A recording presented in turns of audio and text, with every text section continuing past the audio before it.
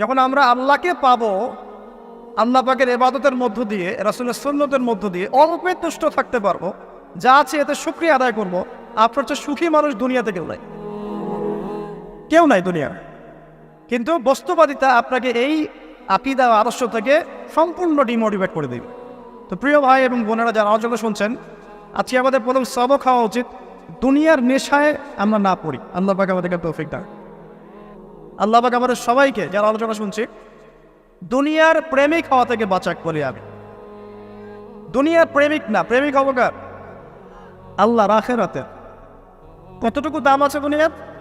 আল্লাহ পাক বলছেন একটা মাছির পাখার সমানও না। একটা মাছির পাখার কি দাম আছে আপনার কাছে?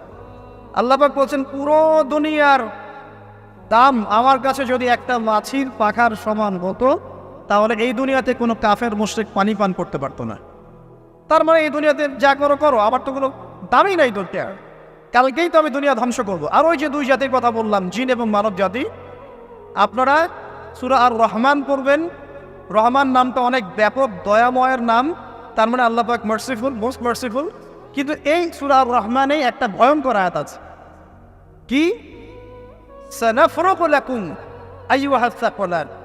হে মানুষ এবং জিন, হে মানুষ এবং জিন, শীঘ্রই আমি তোমাদের দুইটা জাতিকে ডিল করার জন্যে পারেক হচ্ছি, অপেক্ষা করতে থাক। মানে আল্লাহ পাক কুল্লু ইয়াউমিন হুয়া ফি শাআন, মানে আল্লাহ পাক কি করেন? সবসময় তার কাজে ব্যস্ত আছেন। মহাবিশ্বের তো গ্রহ নক্ষত্র গ্যালাক্সির অভাব নাই, মাখলুকের কোনো অভাব নাই। আল্লাহ পাক প্রত্যেকটা মুহূর্তেই তার কাজে ব্যস্ত আছে, তার কাজে শানে ব্যস্ত আছে। কিন্তু এই ব্যস্ততা থেকে ফারেক হবেন কাদের জন্যে? মানুষ আর জিনের জন্য। সুবহানাল্লাহ, মানুষ আর জিনের জন্য। আল্লাহ পাক বলছেন সানাফরুগু লাকুম আইয়ুহাস সাকলান। দাঁড়াও, দুনিয়ার মধ্যে এইসব করে বেড়াচ্ছ, তোমাদের দুই জাতির জন্য আমি অচিরে ফারেক হব ইনশাআল্লাহ। ওইটাই হলো কিয়ামতের দিন। যদি ওই দিনটা আমরা মাথায় রেখে চলি, ইনশাআল্লাহ আমরা কেউ বস্তুবাদী হব না ইনশাআল্লাহ। আল্লাহ পাক আমাদের সবাইকে দুনিয়া মুসাফিরের মতো থাকার তৌফিক দান করুন। আমরা উন্নতি করব, অবশ্যই অগ্রগতি করব, আমরা সব কিছুই করবো, কিন্তু দুনিয়ার পূজায় ডুবে যাব না। এটা একটা বড় চ্যালেঞ্জ। মানে মধ্যমপন্থী থাকতে হবে, না একদম গোলানো মার্কা আর না চরমপন্থী, মাঝামাঝি থাকার চেষ্টা করতে হবে। আল্লাহ তৌফিক দান। ঢাকাবাসীর জন্য এর চেয়ে বড় কোনো নসিহত হতে পারে না। আর ঢাকার মতো যত মানে সিটিজ, মেগা সিটিজ আছে সারা ওয়ার্ল্ডে, তাদের জন্য এটাই প্রথম নসিহত, বস্তুবাদিতা ত্যাগ করতে হবে, বস্তুবাদিতা। আল্লাহ পাক আমাদের সবাইকে বাকির খাতা পূর্ণ করার তৌফিক দান। এখন একটা লক্ষ্য পেলাম, কি জন্য দুনিয়া এসেছে? আপনার ইবাদত করার জন্য। এখন অনেকে ভুল বুঝে প্রশ্ন করতে পারে, তাদের জ্ঞানের স্বল্পতা। আমি ওদেরকে দোষারোপ করবো না, কারণ আমাদের শিক্ষার সমস্যা আছে। আমরা তো সবার মাঝে ইসলামিক সার্বজনীন শিক্ষা দিতে পারছি না। এই কারণে অনেকে প্রশ্ন করতে পারে, তাহলে কি সারা জীবন আল্লাহ বিল্লাহি করতে হবে? আমি কি সারা জীবন তাসবিহ তাহলিল জিকির আজকার নামাজি পড়ে বেড়াবো? তাহলে এটা হলো তার ভুল বুঝ। এই আয়াত সম্পর্কে ভুল ব্যাখ্যা। সঠিক ব্যাখ্যাটা কি? সঠিক ব্যাখ্যা হচ্ছে সূরা হাশরের 7 নম্বর আয়াত। কত নম্বর? সূরা হাশর 7 নম্বর আয়াত। আল্লাহ পাক বলছেন ওয়ামা আতাকুমুর রাসূলু ফাখুযুহ। রাসূলুল্লাহ সাল্লাল্লাহু আলাইহি ওয়াসাল্লাম তোমাদেরকে যা যা দিয়েছেন সব নিয়ে নাও। ওয়ামা নাহাকুম আনহু ফান্তাহু। রাসূল যা থেকে বিরত থাকতে বলেছে সমস্ত বিষয় থেকে দূরে থাক। এখন এই আয়াতটাকে সামনে রেখে কোরআন সুন্নাহকে যদি আমরা ঘাঁটি, আমরা দেখব রাসূলুল্লাহ সাল্লাল্লাহু আলাইহি ওয়াসাল্লাম পেশাব পায়খানা ইস্তেনজা করা থেকে শুরু করে রাষ্ট্র চালানো পর্যন্ত প্রতিটা কাজের হেদায়েত দিয়ে গেছেন। আলহামদুলিল্লাহ, এটা কেউ মানি বা না মানি দিয়ে গেছেন, এটা বিশ্বাস করতে হবে। আমল করতে পারি বা না পারি, নবী দিয়ে গেছেন, বিশ্বাস করতে হবে। দলিল চাচ্ছেন, আপনি সহিহ বুখারী খোলেন, মুসলিম খোলেন, তিরমিজি, নাসাই, আবু দাউদ এগুলো খোলেন, দেখবেন আপনি ইস্তেনজা করবেন কিভাবে, বসবেন কিভাবে, ঢোকার সময় কোন পা দিয়ে ঢুকবেন, বের হওয়ার সময় কোন পা দিয়ে বের হবেন, ইস্তেনজা করার সময় কথা বলতে পারবেন কিনা, কতটুকু বলতে পারবেন, গোসল কেমন করে করবেন, ওযু কিভাবে করবেন, আপনি আগে কি পা থেকে শুরু করবেন নাকি হাত থেকে শুরু করবেন, কিভাবে নামাজ পড়বেন, আগে গিয়ে কি সেজদা করবেন নাকি ইকামত হবে, আজান হবে, আল্লাহু আকবার তাকবীর দিবেন, কিভাবে নামাজ শেষে বের হয়ে আপনি ব্যবসায় চলে যাবেন, কিভাবে আপনি ব্যবসা করবেন, কিভাবে চাকরি বাকরি করবেন, সমাজের মানুষের সাথে মেলামেশা করবেন, মানুষকে দিনের দাওয়াত দিবেন, ইভেন কিভাবে আপনাকে যদি আল্লাহ ক্ষমতা দেন আপনি কিভাবে সোসাইটি মেনটেন করবেন, সমাজ এবং রাষ্ট্র মেনটেন করবেন, প্রতিটা হেদায়েত খুঁটিনাটি কোরআন এবং সুন্নাহ দিয়েছে আমাদেরকে। এই বিশ্বাস আগে রাখতে হবে। এই বিশ্বাস না রাখলে কেউ মুসলিম হতে পারবে না। I am very sorry to say, এই বিশ্বাস না করলে কেউ মুসলিম হতে পারবে না। আগে বিশ্বাস, তারপরে কাজ করতে পারেন কিনা সেটা পরের ইস্যু। এবং আমি বলে দিচ্ছি, এই যুগে আপনি 100% পারবেন না, সিম্পল। এই যুগে আপনি 100% পারবেন না, এটা স্বাভাবিক। কারণ এই পুরো বিশ্বটা তো ইসলামাইজড না। পুরো বিশ্ব কি ইসলামাইজড? বরং পুরো বিশ্বটা কুফরের উপর আছে। কিসের উপর আছে? পুরো ওয়ার্ল্ডটাই কুফরের উপর আছে, পুরো ওয়ার্ল্ডটাই। একটা এক্সাম্পল আমি প্রমাণ করতে পারি, একটা এক্সাম্পল খালি। আল্লাহ পাক বলছে সূরা মুলক, রাতের বেলা পড়তে হয় না সূরা মুলক? রাতের বেলা সূরা মুলক পড়তে হয়, যে পড়বে তার কবরের আযাব হবে না ইনশাআল্লাহ। কবরের আযাব থেকে আল্লাহ পাক তাকে বাঁচাবেন ইনশাআল্লাহ। সূরা মুলক তেলাওয়াত করতে হবে রাতের বেলা। এই সূরার প্রথম আয়াতে আল্লাহ বলেছেন তাবারাকাল্লাযী, বরকতময় সেই আল্লাহ, বিয়াদিহিল মুলক, যার হাতে পুরো মহাবিশ্বের ক্ষমতা। কার ক্ষমতা? তাবারাকাল্লাযী বিয়াদিহিল মুলক, বরকতময় সেই আল্লাহ, যার হাতে পুরো মহাবিশ্বের ক্ষমতা, সার্বভৌমত্ব। ক্ষমতার বাংলা কি বলতে পারি আমরা? এটাকে ইংরেজিতে আপনারা কি বলেন? আপনারা বলেন সভারেন্টি। কি বলেন? সভারেন্টি বিলংস টু আল্লাহ। এখানে সভারেন্টি বিলংস টু কে? আল্লাহ। কিন্তু এই পুরো বিশ্বের সার্বভৌমত্বের মালিক কি এখন আল্লাহ বাকি আছে? মানুষ নিজের হাতে নিয়ে নিয়েছে। কথা বুঝতে পারছেন? পুরো বিশ্বে আল্লাহর সার্বভৌমত্ব চলে এখন, মানুষের সার্বভৌমত্ব চলে এখন। তো পুরো ওয়ার্ল্ডটাই কুফরের উপর আছে না? বিশ্বটাই কুফরের। এখন বাদ দেন, এই ওয়ার্ল্ডে আপনি 100% ইসলাম ডিল করতে পারবেন না, সিম্পল। কিন্তু আগে বিশ্বাস করেন যে একদম টয়লেট থেকে শুরু করে আসমান পর্যন্ত সব কিছুই হেদায়েত কোথায় আছে, কোরআন শুনে আছে কি নাই? এখন মানতে পারি না, সেটা আমাদের ইস্যু। কেউ বিশ্বাস করেছে, মানতে পারে না, আল্লাহ তাকে মাফ করে দিবে ইনশাআল্লাহ। বিশ্বাস করেছি, মানতে পারিনি, আল্লাহ মানে বিশ্বাস করেছি, আমল করতে পারি না, এটা আল্লাহ। আমল করতে গিয়েছি, প্রতিবন্ধকতা পেয়েছি, সমাজ এমন ছিল না, বিশ্ব এমন ছিল না, আমি পারি নাই, আল্লাহ মাফ করে দাও, ইনশাআল্লাহ আল্লাহ মাফ করে দেবে ইনশাআল্লাহ। কারণ আল্লাহ পাক বলেছেন, কারো আমল নামায় যদি শিরকের পাপ না থাকে, যে কোনো গুনাহ আল্লাহ যাকে ইচ্ছা মাফ করে দেবে। আমল নামায় এখানে শিরকের পাপ রাখা যাবে না, যে কোনো গুনাহ আল্লাহ যাকে ইচ্ছা মাফ করতে পারে। বুঝাচ্ছি, মনে করেন একজন জেনা করেছেন, আল্লাহ মাফ করো। ওই জেনাকার ব্যক্তি যদি বিনা তওবাতেও মারা যায়, তওবা করে নাই, বিনা তওবাতেও মারা যায়, কাল কিয়ামতের মাঠে আল্লাহ পাক তাকেও মাফ করতে পারেন। আল্লাহু আকবার। কিন্তু একজন ব্যক্তি শিরক করেছে, তওবা না করে মারা গেছে, আল্লাহ তাকে মাফ। এখন শিরকের পাপ ছাড়া যে কোনো পাপ আল্লাহ মাফ করবেন ইনশাআল্লাহ। সো আগে আকীদা পোষণ করি যে হ্যাঁ, কোরআন সুন্নাহয় সব কিছুর সমাধান আছে আলহামদুলিল্লাহ। এখন আমি আমল করতে গিয়ে হয়তো পারছি না।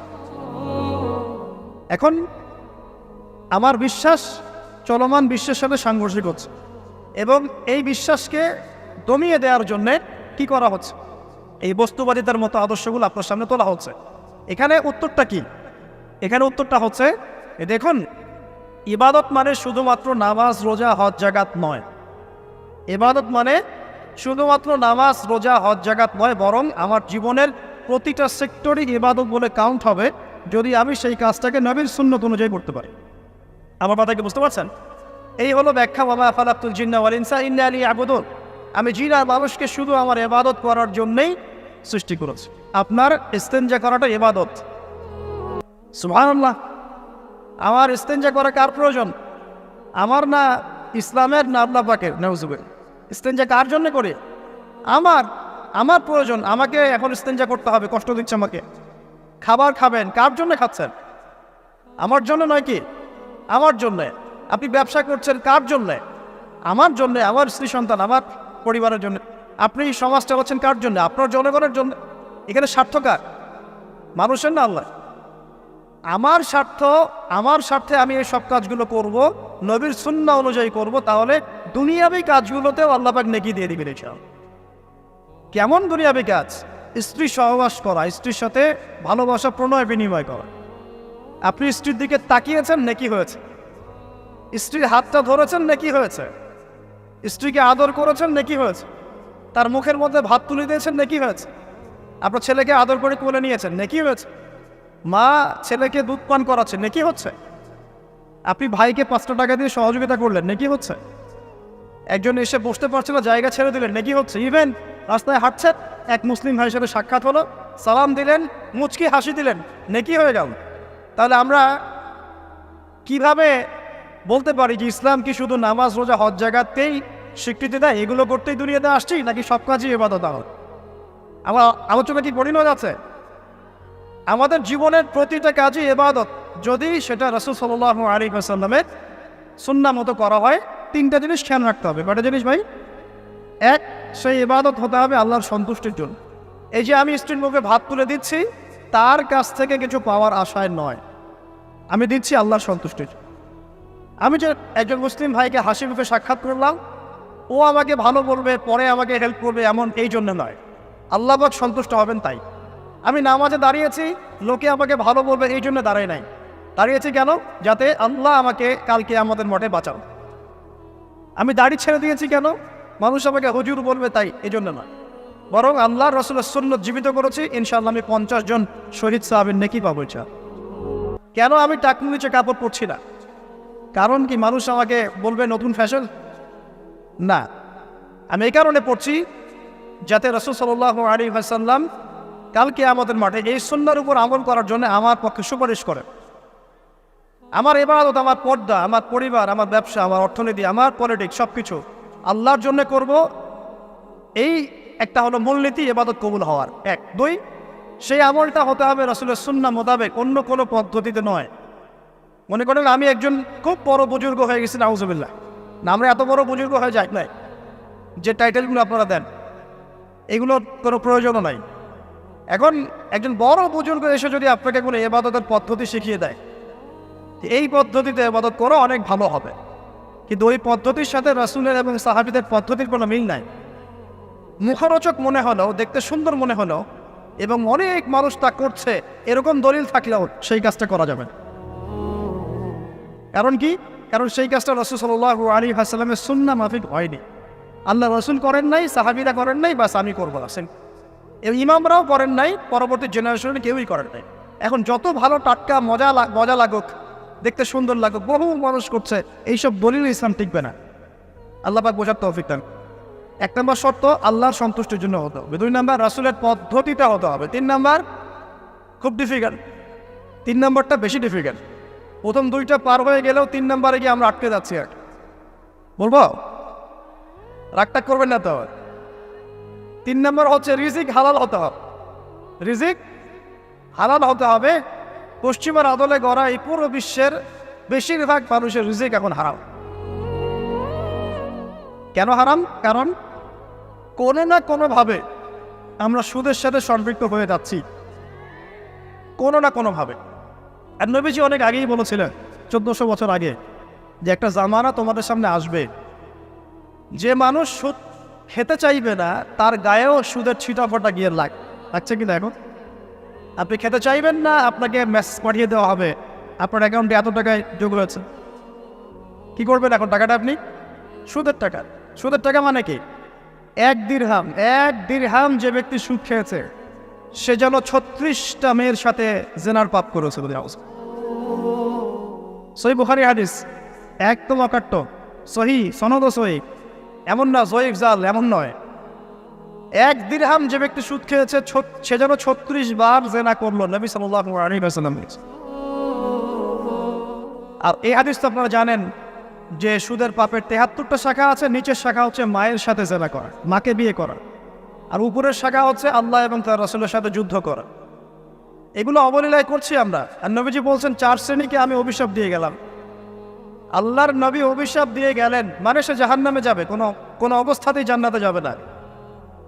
ইল্লা মাশা আল্লাহ। 1, যে সুদ খায়। 2, যে সুদ দেয়। 3, সাক্ষী থাকে। 4, লিখে রাখে। এখন বলেন এই সিস্টেমের বাইরে কতজন মানুষ আছে? এর বাইরে আবার আছে যাকাত না দেয়া, সম্পদ হারাম হয়ে যাচ্ছে। এর উপর আবার আছে ঘুষ জানাদির অনেক সময় চাকরি বাকরি হয় না। আস্তে আস্তে এগুলো আমরা ট্রেডিশন বানিয়ে নিয়েছি। এক সময় আমরা শোনেন, এটাকে বলা হয় নিউট্রালাইজেশন, মানে স্বাভাবিকীকরণ। খুব কঠিন টার্ম বলে ফেলছি মনে কিছু কিছু। যেমন আগে ধর্ষণ হলে আমরা খুবই সোচ্চার ছিলাম এবং সারা এলাকা ফেটে যেত, এত বড় কথা। কেউ মাপে কম দিলে, ধরা পড়লে চক্ষু লজ্জায় সে সমাজে চলতে পারতো না। কেউ চুরি করলে চক্ষু লজ্জায় বের হতে পারতো না। আস্তে আস্তে আস্তে আস্তে আস্তে আস্তে এই যে মাপে কম দেয়া বলেন, সুদ বলেন, জেনা বলেন, আস্তে আস্তে পাপগুলোকে আমরা নিউট্রালাইজেশন করে ফেলেছি, নিউট্রালাইজ হয়ে গেছে। হ্যাঁ, দর্শন ডেইলি 4-5টা হয়, সুদ সবাই খায়, আমিও খাই, যে না তো সবাই করে, বয়ফ্রেন্ড গার্লফ্রেন্ড ফ্রি মিক্সিং আছে, আমি করলে সমস্যা কি?